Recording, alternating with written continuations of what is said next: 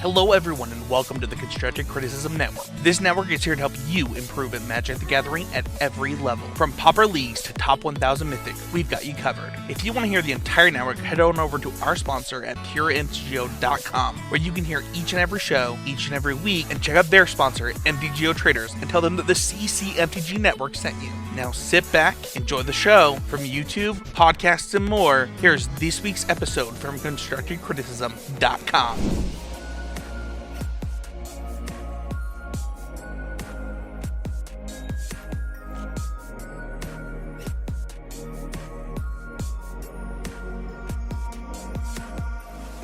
Hello, everybody, and welcome to episode 158 of the Common Knowledge Podcast. I'm your host, Christian, and I'm joined by our very special guest host, Alexandre Weber. Hello! How are you doing? Yeah, I'm doing good. And how about you? Yeah, I'm doing really good. It was a long day today. I'm glad to be able to unwind and talk about Pauper. Yeah, I'm very excited to talk about Pauper. Absolutely. Before we got too far into the episode, I do need to remind everyone that Common Knowledge and all the podcasts on the Constructive Criticism Network are sponsored by puremtgo.com and Game Grid. We plan on talking about some really interesting stuff in this episode, so if any of the ideas catch your fancy, any of the cards, you can go to Game Grid and use code CKMTG for 10% off. Link to their website will be in the description down below. Other ways to support the show include liking and sharing this video and subscribing to the Constructive Criticism YouTube channel. If what we have here isn't enough, feel free to check out the Common Knowledge Patreon as well. With that out of the way, let's get on with the podcast.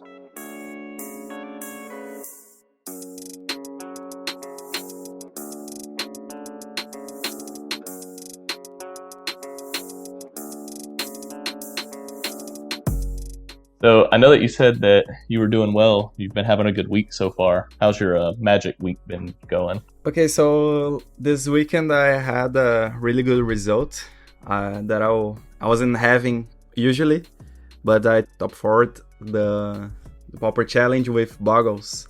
It was really cool to play it, and on Saturday I top 32 with Mono Black Aggro. That's awesome. What made you decide to play Boggles and Mono Black this weekend? Okay, so first with Mono Black Aggro, I should have played the league before playing the challenge, but I was going to on Friday, but I couldn't. And I think it could be a good option because I was seeing a lot of players running Snuff Out on their decks. So I think that maybe it could be a way to steal the initiative. Also dodging Snuff Out completely. And that was my thought. And I was running the initiative too, as a way to go aggro. Not sure how to say, but... Yeah, to kind of like steal games almost from just doing something very explosive. Yeah, exactly. Yeah, the initiative mechanic is very aggro. So it kind of fits on the aggro with small creatures deck also. How do you think initiative differs from Monarch when you play it? Because I know when Monarch, before initiative, was on MTGO and became really big, Monarch was more used in like really grindy decks, kind of in the later portions of the game. So I'm just wondering, what do you think the difference is? Like, do you think it's just the way that the cards are built or the actual mechanic itself? There are a lot of difference between the two mechanics. A lot of small details that sum up to make really different from one to another. One of the main differences is when the trigger happens, because initiative, every time you play another creature, you trigger another time the mechanic and the effect, and you go to another room from the dungeon. And on the Monarch, no matter how many creatures you play with the Monarch ability, you only do the effect once a turn. So that's one of the main differences I see from the two mechanics. I actually think the initiative, the way that you have to choose a path, you can go to the left or from the right. I think it's way more fun in general to play than the Monarch, that's just a boring draw a card every turn.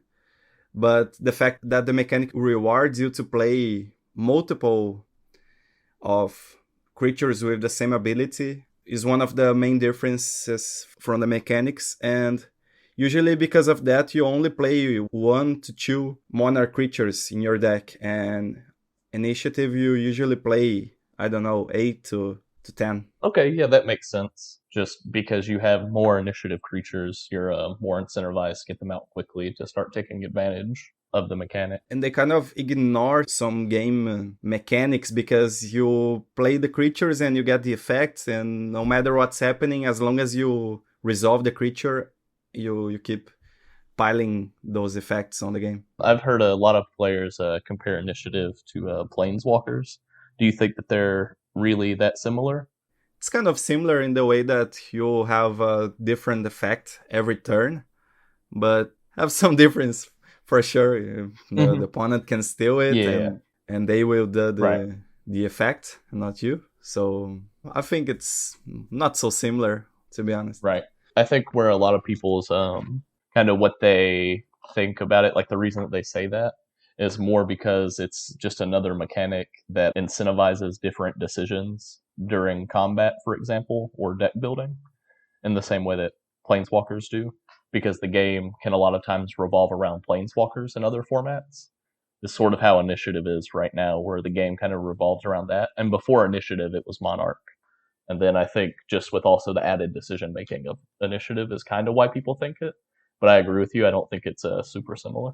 Yeah, one thing that could be cool, it was if every initiative creature has a different dungeon. It would be really, really cool to see the game design space for something like this. But yeah. That would be cool.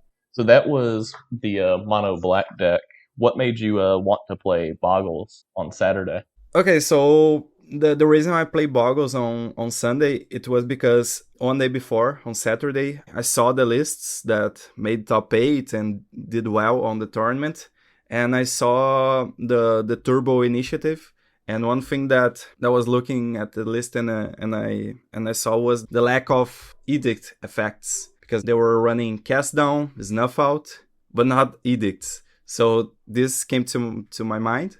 And playing on Saturday, I saw that usually the mechanic goes aggro a lot on you, so they pressure your life points a lot. So having the ability to play something like an Armadillo Cloak and gain a lot of life makes it really hard for the initiative player to race you. That was really important to gain a lot of life. Another key factor was that I saw a lot of mono head burn with Kodato Rebirth to steal the initiative, and a very explosive with Monastery Safe Spear. And Auras is very good against mono red decks. So that was actually the 2 decks that I played almost during all the Swiss portion of the challenge, and that was a good meta call, and I was lucky enough to face the good matchups. That makes a lot of sense. Thank you. This weekend, I actually have a Paper Pauper tournament coming up, and I've been trying to decide what deck to play. I think I was telling you before the show started that I was thinking about playing either blue-black, kind of like the Turbo Initiative decks, or blue-red fairies. I saw a list online that I've been playing some that has like a few more Spell Pierce and Foil, but I don't know really how good that is, because Foil is a strong card, but you put yourself down so many resources that to stop their early play, if they draw, just either enough lands or, more fast mana and get to the initiative again, you're just so far behind that it doesn't feel like you can win. But I hadn't thought about playing Boggles, but I think like that might be a good decision. The problem with something like that is paper tournaments are much different than MTGO. Yeah, I don't know how competitive or how the stakes are for this tournament. I would say for me that would change my way to choose the deck. If it's a very high stakes tournament, maybe I would think in a way. And if it's just to have some fun, I would be playing some other deck. But if you have the initiative cards, and I'm not sure if you have played with it, is it cool to play and see how the deck goes in paper? Mm-hmm. I think it would be a lot of fun to play, but probably a little bit more challenging to play on paper just because there's more to remember, of course. Yeah, so that's what we kind of have been playing this week. I know this episode, actually, though, we're talking about our favorite cards of each color from Dominaria United. You excited to talk about that? Yeah, I am.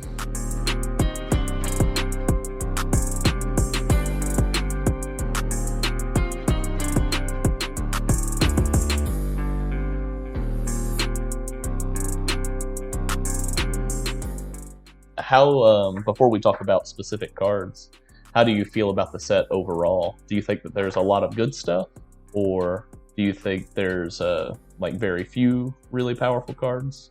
Anything fun that you see? I don't think it was a really inspiring set for Pauper. Even the most strong card, the blue 5/5 that is Tolarian Terror, it's kind of I don't know how to say, but not a very cool card to play, I guess. But yeah, I think on power level it's a little below, and on a game design perspective for the Pauper cards, it was also maybe a little bit below average from a standard set. Do you like when sets are lower powered for Pauper, or do you prefer them to be higher powered? One set that I really like was the downshifts from Double Masters. It was really simple and cool mechanics and cards, and with an impact on the format, but not a very high impact. We had Monastery Swift Spear with a high impact, but usually fun cards with that can fit some roles, like the Vampire Sovereign. It was a good creature. I guess with that, we can go ahead and jump into our favorite cards from each color. If you want to just go in a Wooburg order, we can start with white. What was your favorite white card? So my favorite white card was the Argivan Phalanx. Okay, so it's a 6 mana card with 1 white mana and 5 generic, a 4/4 with vigilance, and it costs 1 less for each creature you control. Actually, I think it's really cool, but it's kind of a win more card, and I'm not sure if vigilance is the best fit with the power and toughness from this card, but it was a really cool to white Winnie decks. Maybe with Battle Screech could be a cool one. But actually for white, there wasn't very cool cards besides that. Maybe the Benelish Sleeper is another cool one, but very similar to what we had in the format, both of them. The Argivan Phalanx is different from what we usually see, but yeah, 4/4 dice to Galvanic can be a problem.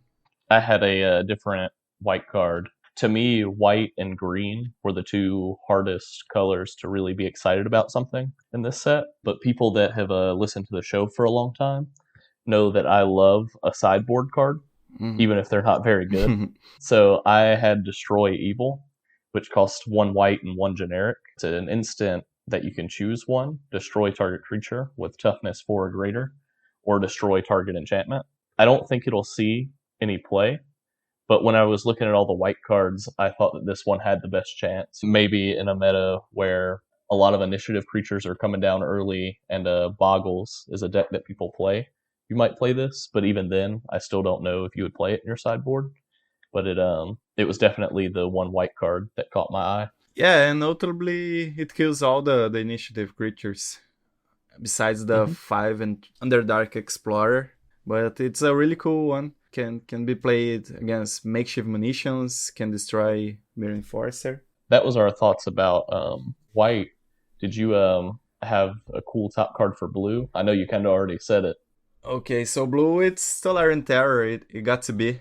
Actually, it's the strongest by far, but I don't like it in a game design perspective because I don't know. I don't know how to explain, but it's very square. I don't know how to explain what I don't like about this card, but it's a really cool one and a really strong one to play. What decks do you think should be considering playing it? Usually, it's a card that you want to build around it, so you want to play effects like Thought Scour and Mental Misstep to mill you 2 cards, and have a really high density of instants and sorceries, so you can play as cheap as possible. But at the same time, it's an aggro creature, so it incentivizes you to play some creatures to help killing the opponent. And yeah, so this is kind of a little bit of a conflict, because you want to be aggro with the card, but at the same time you want to run a lot of instant and sorcery that usually tends to be a control perspective of the game. But it's a cool one that can be played on Serpentine Curve, on Is It Puzzles, and can be played on blue-black with Gourmet Gangler and Delver of Secrets, but not with so many creatures. And you maybe 12 is the maximum number I see, but you need a lot of self-mill cards to fill the graveyard fast. I agree with everything that you said. Tolarian Terror was also my top card. Last month, we did a challenge on the podcast where we played nothing but blue-red X decks. So Adam played a lot of Teamer Serpentine Curve, and I played a lot of Grixis Control deck that won with Boarding Party. And so every week we would play leagues or challenges with it, and then talk about what we liked or what we didn't like. And it's funny that after it ended, Tolarian Terror was released, because I might have considered playing it in those decks that we were trying out last month. Yeah, it's a really cool card to put in control decks. Anyways, so moving on to Black, I felt like there was one card that was much better than the others. And even then, I don't know exactly how good it is. Not because I think the card is bad, but because I think Pauper has kind of moved away from cards like this. My top card was Shadow Prophecy, which cost a black and 2 generic for an instant.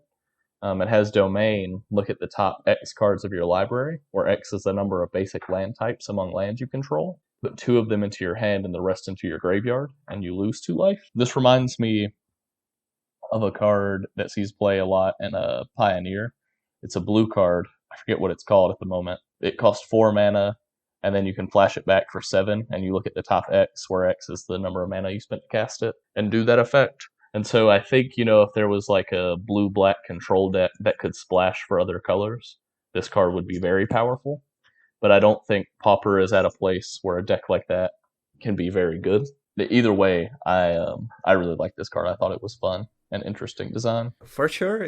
Usually the main decks in Pauper are Naya, so maybe it could be a splash for Naya decks. But you need to really go deep on the domain and on the 5 colors to use this effect. But I like to call it the Pauper Dig Through Time, because it's really Dig Through Time is a really powerful one.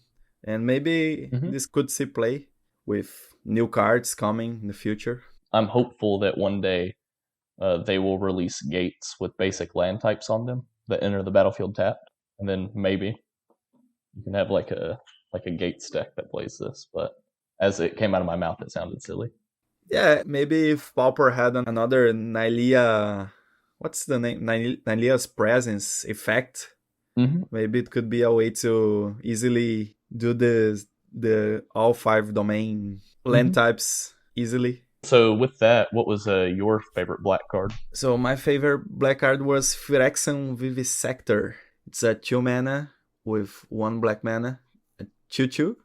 Phyrexian Human. Whenever a creature you control dies, scry 1. I think it has potential because it's kind of a free trigger whenever a creature you die, so doesn't matter if you sack it or maybe dies to removal. What I also like about this card is it triggers when itself dies. So maybe it's a card that maybe if the opponent plays a removal for it, you have a scry to maybe smooth your next draws.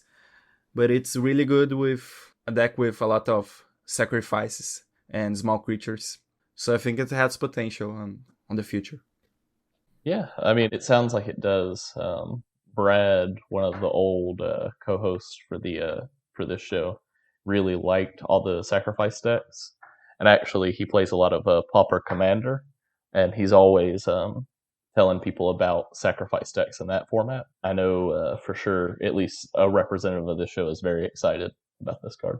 Actually, Sacrifice must be really good in Pauper Commander because you have a lot of recursion, and that may be a way to go over the top with all the recursion that black has. Moving on to red, what was your top red card? So a card that I like was Smash to Dust, that was seeing play recently in a Grixis Affinity list.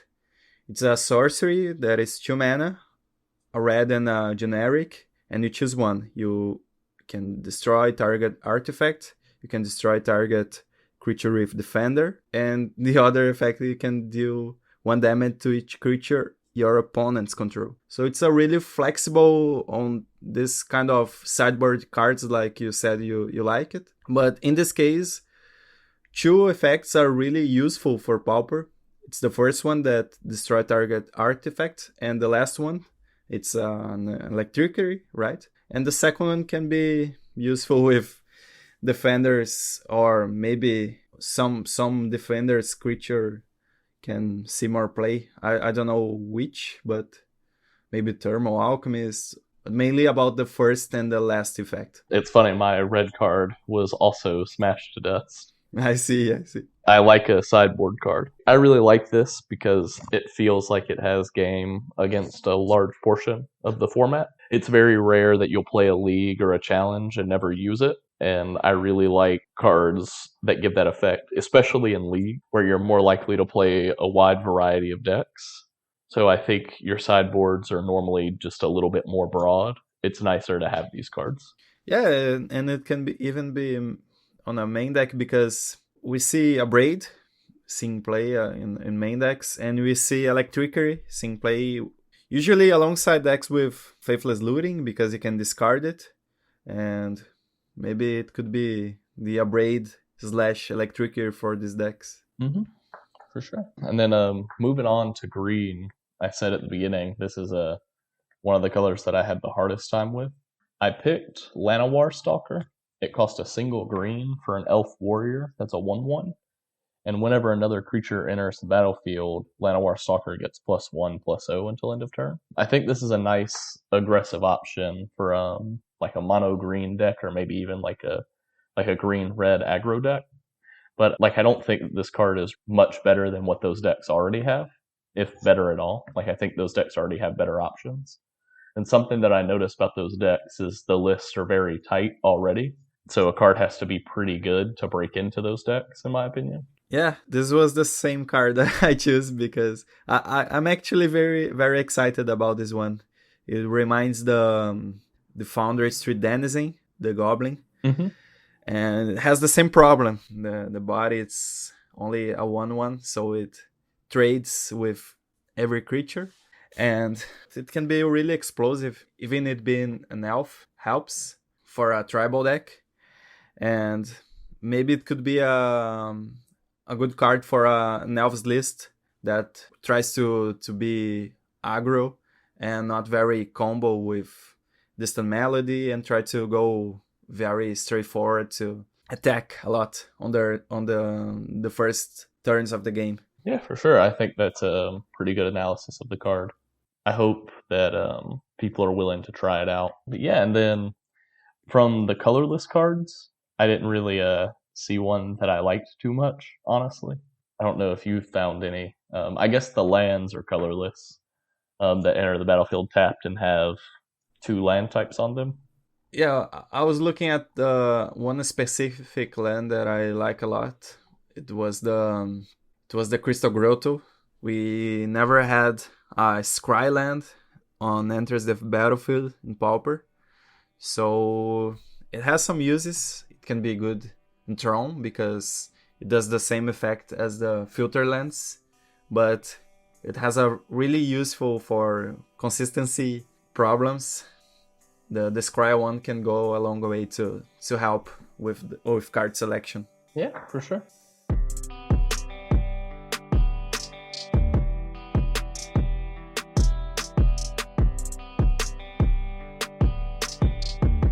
Yeah, I appreciate you taking the time to review some of those cards with me.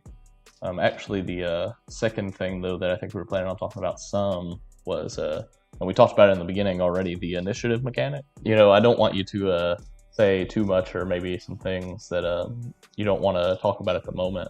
But what do you personally think about the initiative mechanic in Pauper? Because I know a lot of people think it's too strong, and I think it is very strong and maybe too strong for Pauper.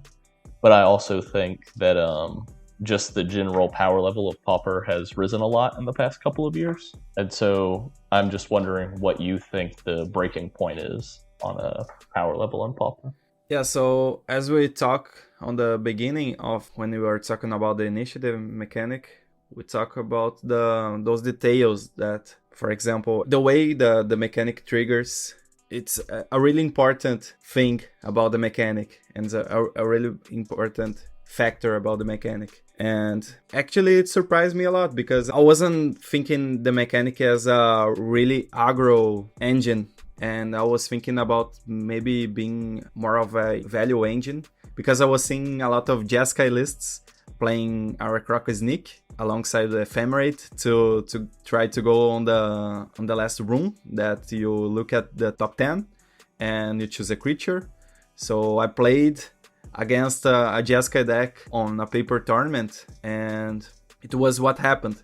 It went through all the dungeon, and the opponent brought a Muldrifter with hexproof and 3+1/+1 counters. So I was thinking about the mechanic as a way to go to the last room. But actually what surprised me when I saw play on MTGO was how good the 2 and the 3rd step from the left are. The one that you put 2+1/+1 counters, and the one that target opponent loses 5 life. So actually this is the main rooms for this dungeon that makes it very rewarding you to play very aggro with the creatures. And it actually kind of synergizes very well with the creatures itself, because usually they are tough to block as Vicious Battle Rager or Aarakocra Sneak. So putting +1/+1 counters is really good on these creatures. And some other creatures with the mechanic are really big, as Underdark Explorer and Avenging Hunter. So those are, and they have relevant effects. So having those +1/+1 counters, it's a really combination with the creature itself.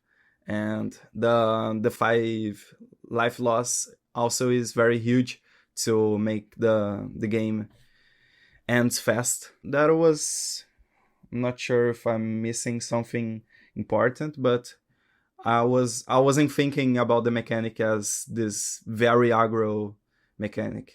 I agree. The mechanic is really strong. Do you think it's too strong for Pauper, potentially? And if you can't say, I understand. Yeah, so usually I don't go very directly on those answers, but I think the mechanic is strong for sure. It's very strong for sure. I don't know. I think you summarized the mechanic pretty well. I know a lot of players are, wondering what members of the PFP Pauper Format panel think of it. And actually, I guess I'll just go ahead and jump into it. I, with your permission, put out that I was going to ask for audience members questions to ask you, about the mechanic or the PFP or anything. And I got a bunch of different versions of sort of the same one. And it's basically, as the Pauper Format panel talks about these, like the initiative mechanic, because I know that's a very big thing right now, but even other issues with Pauper. Have you guys considered maybe putting out like a monthly statement, no matter what, about Pauper? So, even if the format's doing really well, just kind of releasing everybody's thoughts on it. That way people kind of know how you guys are feeling about the format, where you're leaning. Yeah, so we are not doing something like that on the past months, but it could be a good idea to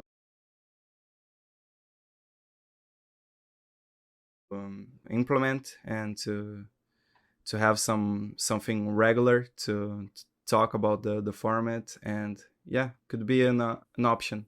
I would say that the main other one that I've been seeing is about Unbans, which I think different members of the Pauper format panel have addressed at different times.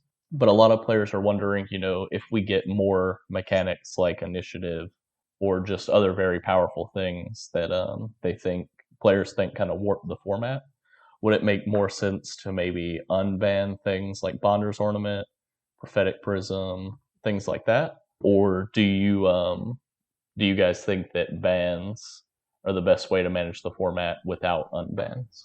I don't think this specific reason is a good reason to unban a card. Maybe if, like you said, if you have a strong card or mechanic, you bring some cards that are banned back. So I don't think this is the best approach usually.